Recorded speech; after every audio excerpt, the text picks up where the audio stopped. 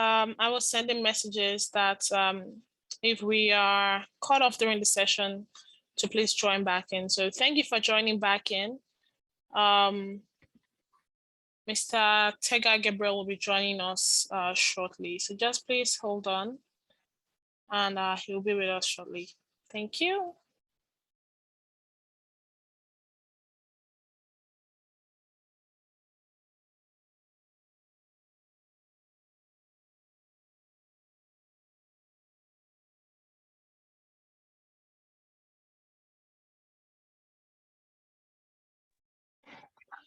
All right, let me quickly set up my video. I did not know that we had been kicked out. I was just talking.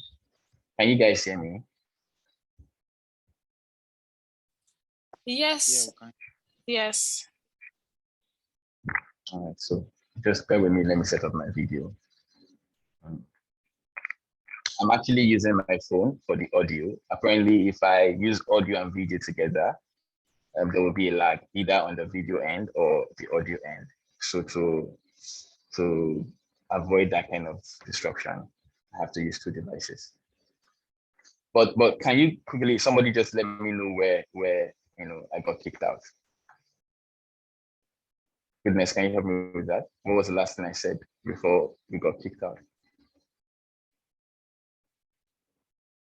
Okay, yeah, you were talking about how to create a competitive advantage within the competitive landscape after the step 2, after you've, checked out your competitors in the space. All right, so yes, I was talking about how to determine what your unique competitive advantage is. Great. The second step, the first two steps I talked about was one, you have to evaluate your strengths and your passions. So you have to evaluate your competitive landscape. And now I'm talking about identifying your unique competitive advantage, right? This is what you do, business plan, but it's a very popular concept, right? The concept of SWOT analysis, strength, weakness, opportunities, and strengths, right? So you have a matrix of these things, and then you look at it in relation to your competition, in relation to the competitive landscape, right? That's the market, right? And you see, oh, okay, these are the things I have as my strengths. These are the things that I have as my weaknesses. These are the things that I have as my, the opportunities I can leverage on. And these are things that are threatening my growth in this market, my success in this market. And looking at all of these things in relation to my competition, I can see that a few of them are unique to me. And I will leverage on these things that are unique to create my unique competitive advantage, right?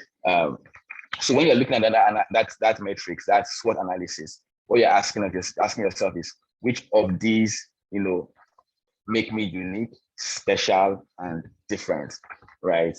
Like I talked about, when it comes to technology, that Tesla is topping the forefront. When it comes to innovation, a global brand topping that space is Google, right?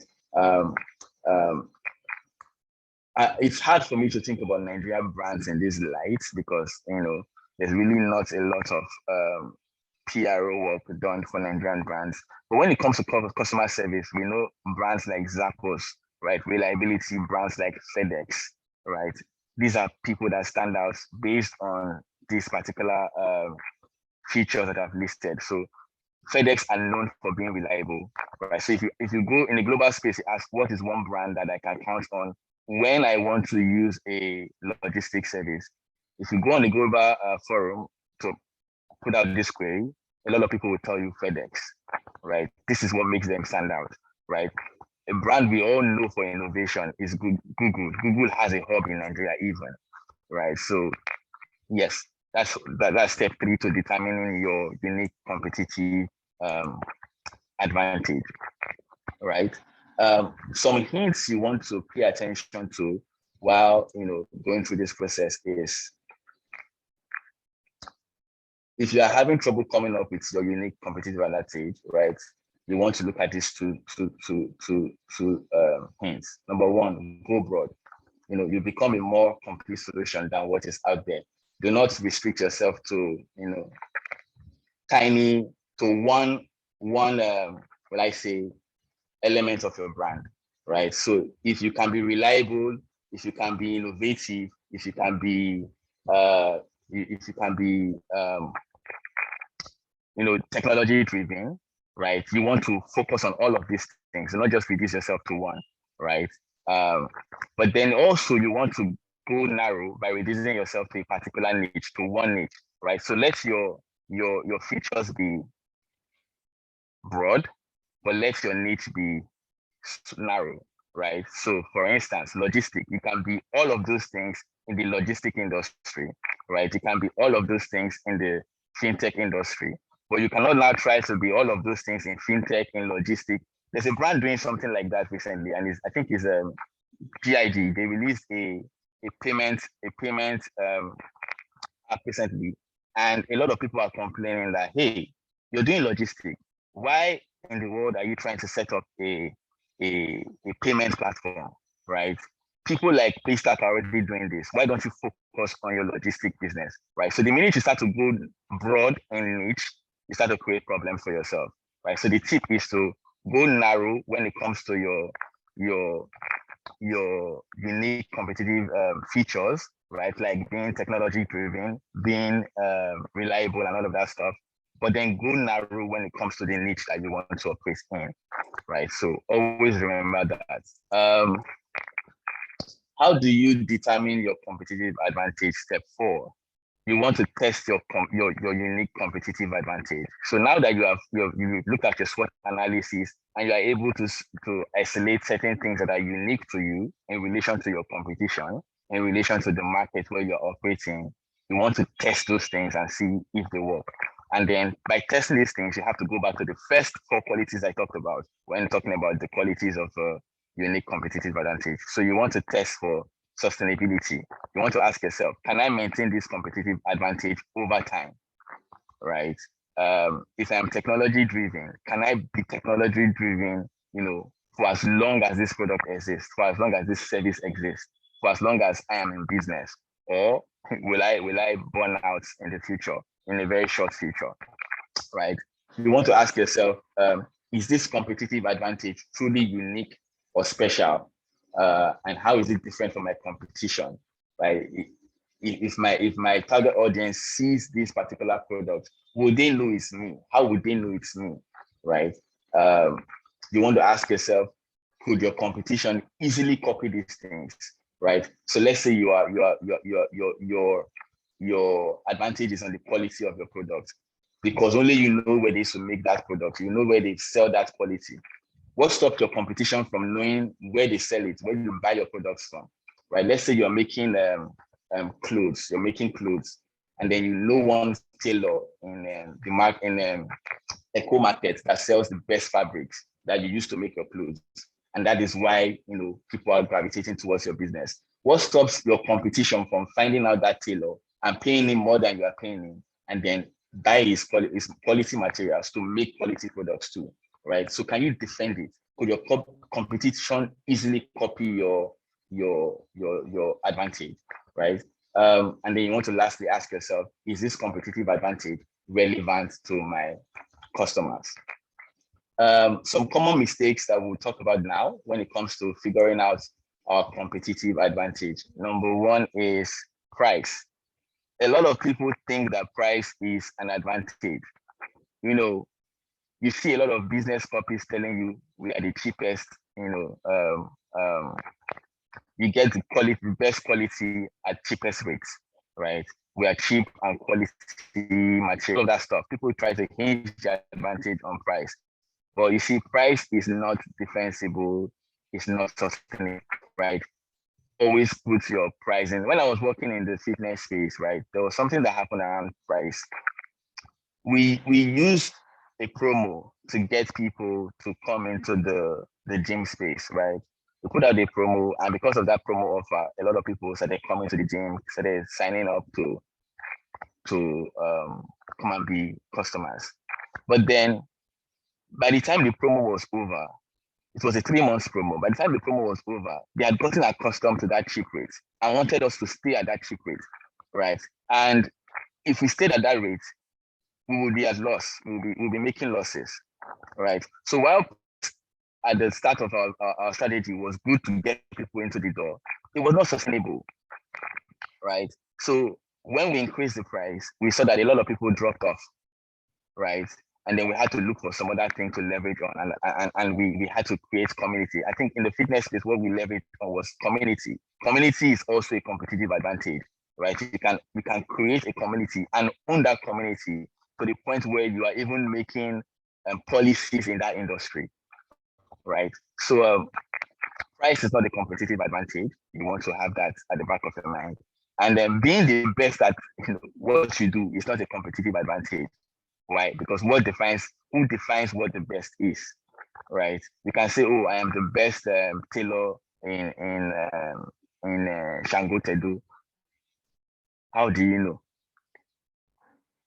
Right? I mean, that's something that has to be experienced, not something that you just say, right? And then you've not experienced all the tailors around you. So how do you know that you're the best? Or how do you know you're better than the next person? So when people come up to me and say, and I ask some people that come up to me and say, let's do marketing for them. And they tell me, I ask, what's your unique selling proposition? And they say, we're the best at this stuff. I'm like, how do you know?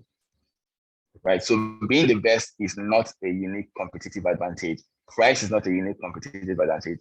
And trying to serve everybody, like I said, being too broad in the in like trying to cover too many markets, right? It's not a competitive advantage. You cannot say, oh, we do hospitality. I have a friend who is launching a business recently, and then he told me he's in logistics. He wants to go into hospitality. He wants to go into food, right? All at the same time.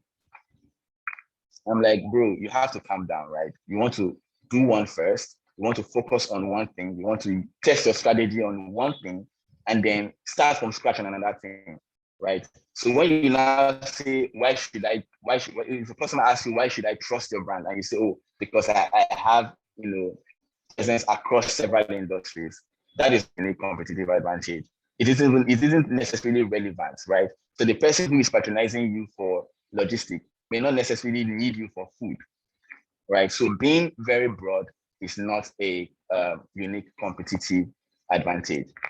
So yes, let me just do a quick recap of all of the things I've been saying, right? From the very top.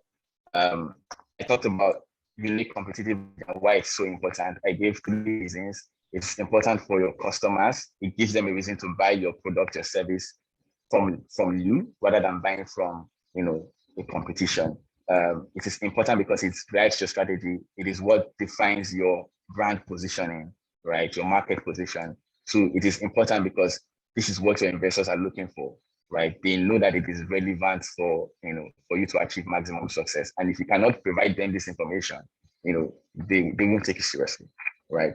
Then I talked about what makes up a great competitive advantage. I talked about your competitive advantage has to be differentiated, sustainable, defensible, and relevant to your target audience. Then we talked about how to determine your unique competitive advantage. Number 1 was evaluate your strengths and your passions. Ask yourself, what am I good at? Ask yourself, what are my desires, right? Number 2, evaluate the competitive landscape. You want to look at the competitive advantage that are already out there in the market. You want to look at the competitive advantages that are not there in the market and how you can position your business, strategy and plan to accommodate those competitive advantage or those insights that you have seen, right? You want to identify your unique competitive advantage out of the SWOT analysis metrics that you would have looked at while doing the evaluation. And then lastly, you want to go broad on your advantages and go narrow on your niche, right? So that's about it. Lastly, you have to test your competitive advantage, right? So that's about it from me today. I have a lot to say, but trying to chunk all of this into a 35 minutes talk, it's quite the work. All right. So any questions from the audience? Thank you so much, Mr. Tega. It was a very refreshing and insightful session. I have a question. Any other person, if you have a question, please put it in the comments or put it in the chat. So during the talk, your focus was mainly on, businesses, entrepreneurs, right? How would someone who is trying to get a job, who is trying to get into, the workforce, how can they build a compelling, competitive advantage for themselves so that when they apply for a job, they are considered, when they get into a company, they are promoted and they excel, because the job market these days is quite tough. There is a job vacancy for just one role and you have about 500 people applying. So a lot of people are going to be disappointed. How can you create a compelling advantage or competitive advantage for yourself as a career focused person? Yeah, it's the same framework really, right? When it comes to getting a job and being an employee, you are the business, you are the product, right?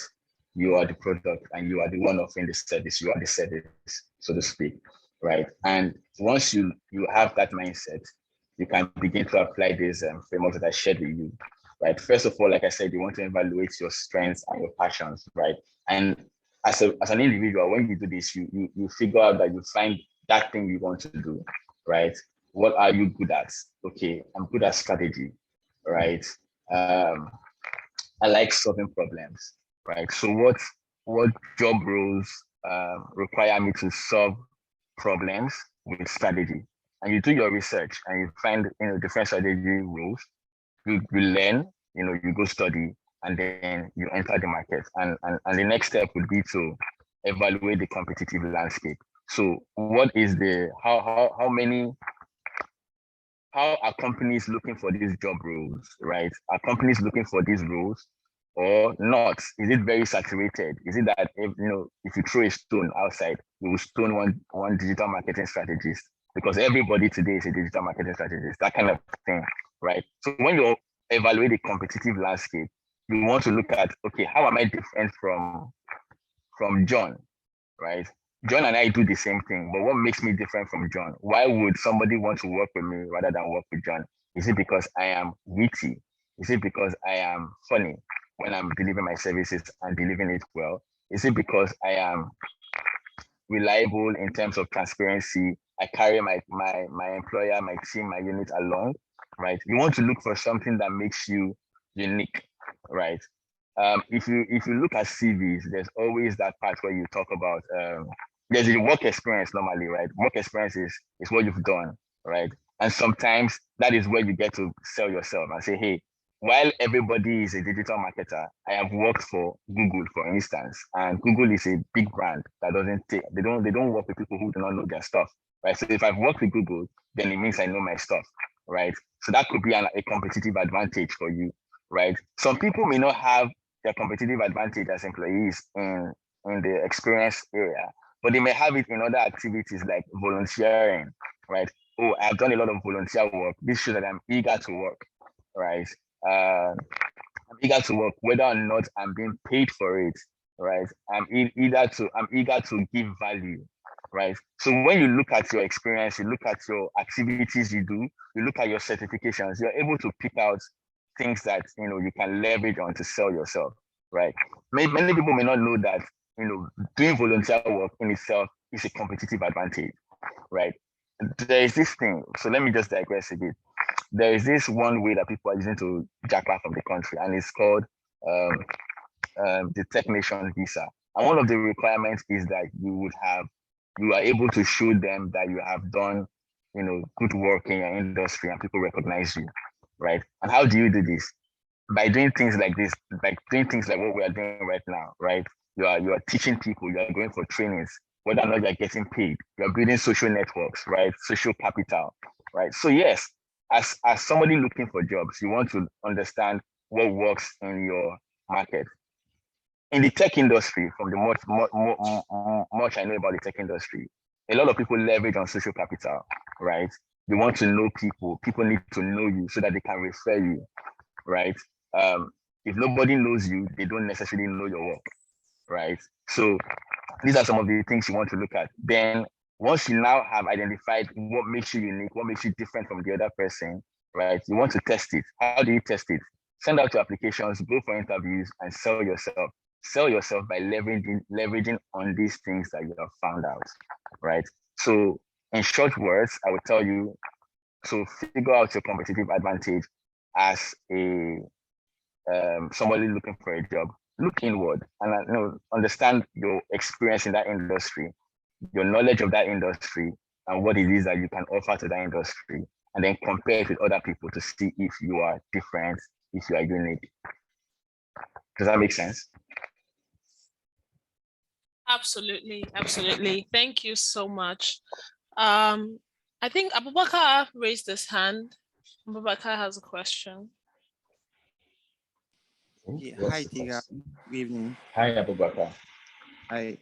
So my question is like about Zoom, like using Zoom and Skype as an example. Okay. I know that Skype belongs to Microsoft, and they started far before, long before. Zoom. Yeah. So I'm wondering, is it the timing or what does Zoom really get right? Like I've been reading a lot of articles online, and I'm wondering, what is it that Zoom really got right from everything you said? And like this meeting now, thinking of this meeting, nobody even thought of like Google Meet or some other platform. Like, what's that thing that they got right that Zoom is like everywhere? Is it the timing or Okay, so thanks. I get your question. I honestly believe that it is timing, right? It happened, first of all, before the lockdown, the COVID lockdown. Not many people had to do video conferencing calls, right? And people could easily just say, hey, let's meet up, and then we'll meet at this space, at the office or something, or at a restaurant or lounge somewhere. But because of the lockdown, it became very important that people could have meetings without stepping out of their houses, and that meant the need for a video conferencing platform. So the timing was good for the type of products, right? So timing is very much a factor. But then there is the quality of the product and the features it allows, right? If you look at Skype and you look at Zoom, you can tell that Zoom is a lot more, I say purpose built. It's built for this, right? Skype really isn't built for. So during the lockdown, it was not just call of 8 people, right? You could see people up to hundreds in the room. I think my church at the time used it to do convention, right? You cannot use Zoom to do a convention, right? So more than just timing, there also was the fact that Zoom was a much more rugged product for the solution it was providing, right? And you talked about Google Meet, right? There's also Microsoft Teams. I will tell you that a lot more people are adopting Google Meet now over Zoom. I was honestly shocked to see that this whole program will be hosted on Zoom because Google Meet is so much easier, right? So one of the advantage Google Meet has over Zoom is that you don't need to even download any app. The Zoom app is very heavy, right? And you cannot have meetings without having the map, the app. But with Google Meet, it's embedded in your Google account, right? So if you have a Gmail account on your phone or on your laptop, you have Google Meet. You don't have to download it, right? There is no time cap, right? There's no 30 minutes time. We'll all be kicked out unless we're paying for it. Google Meet, you can stay longer, right? So these are some of the things that if you were a product owner, right? the community now, the people who manage Skype as a product. If I was there, something I want to ask is how do we make our product a lot more rugged, like Zoom, for the solution we're trying to provide, and a lot more accessible, like Google Meet, for the product that we're trying to for the solution we're trying to provide, right? So yeah, I don't know if I've answered your question. I think timing is a factor in what makes Zoom sell during that time, but more than just timing is the quality of the product in relation to the problem they're trying to solve. Yes, Tega, you answered perfectly. Thank you. All right. Any other questions? Thank you so much, Tega. Does any other person have a question before we let Tega go? As we don't have much time. And thank you again for that suggestion, Tega, on how we should have used Google Meet, because it's, of course, it has more advantages than Zoom, especially for what we're trying to do here. So that is a learning, and part of growth is, you have to learn every day. So we are learning and improving as we go. So thank you so much for those very, key points that you shared on how to identify your competitive advantage as an employee or even as a business. EA said, EA is raising up a hand, or his hand. Please unmute yourself and you can ask your question.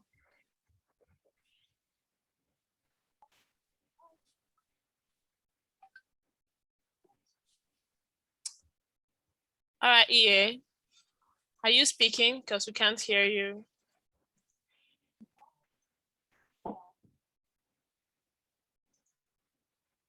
Oh, okay, I can hear you, but your audio is very low. Good evening. Thank you very much for this wonderful opportunity. Thank you for organizing this mentorship class. Okay, so I have a question actually, and thank you, Mr. Tega, for actually expatiating on having a competitive advantage. Okay, so for someone just starting out in a career, say for example, just starting out in a particular career, and then you want to have a competitive advantage out there with no experience, how do you go about it? Especially when you're trying to actually get yourself out there, but people actually saying, oh, they want someone experienced. So how do you go about that? So experience can be, you see, a lot of people, when I was talking about the CV and how CVs are structured, I talked about activities and I talked about, the work experience in itself, right? Experience in an industry is not restricted to work experience. Volunteering is an experience, right? Even what you studied and your hobbies kind of like tie into your experience in the industry, right? So if you do not have work experience and somebody says, hey, we're looking for somebody with 5 years experience and you don't even have any year experience, how do you get into that market, right?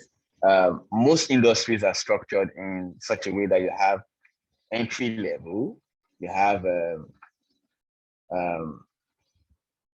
advanced level, and it just scales up like that, right? For somebody who has no experience, work experience, you know that your market is, you should be competing with people in the entry level space and not people in advanced level or people in C-suite level, right? So if you're looking for a job opportunity, you're looking for job opportunities that are tailored for entry-level experience.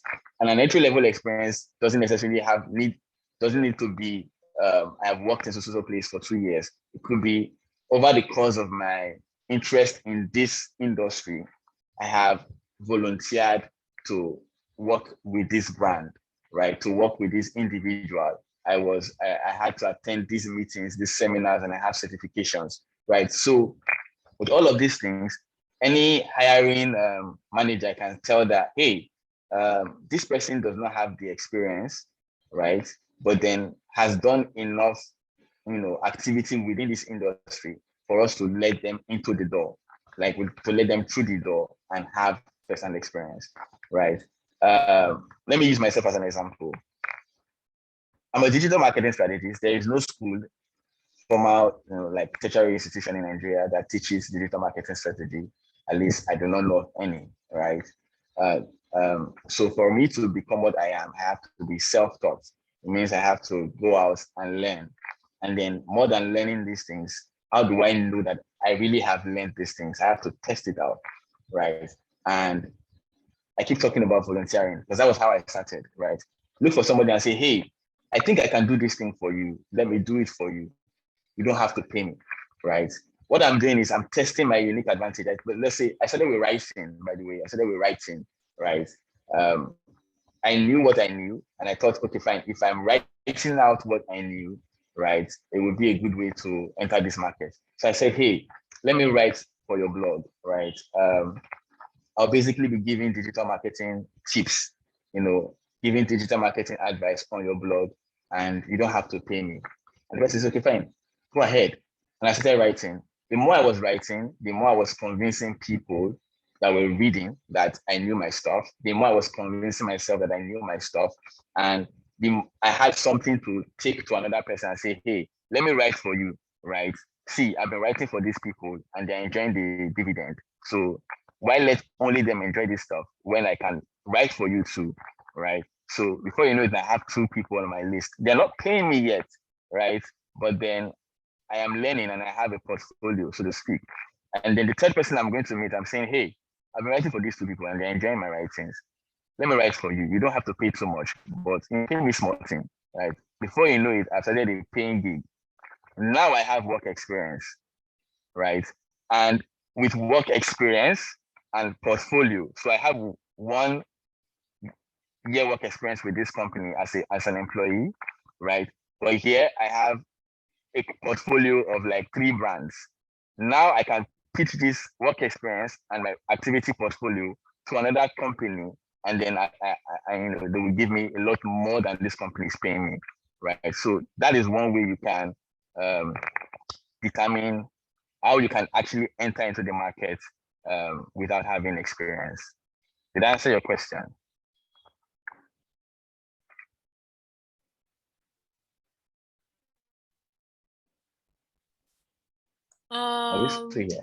Ige,